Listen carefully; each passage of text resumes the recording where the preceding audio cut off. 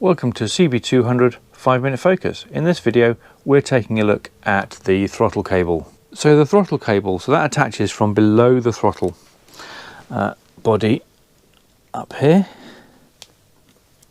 comes down beside the dial and on top of the fork, comes around between the steering head and all the other cables. It's important that it's behind and is the closest cable to the actual frame of the motorbike.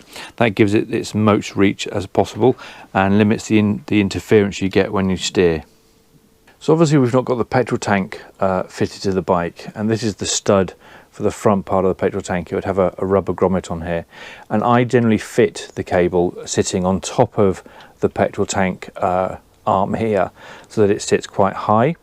It then goes through this clamp, runs down the side, and this is where it splits. So the right hand one comes down underneath the frame just here and off to the right hand side. So once you've taken the throttle cable under the fork at the top of the engine, it then comes through here and then goes in to the right hand carburetor, and the left one comes down into here.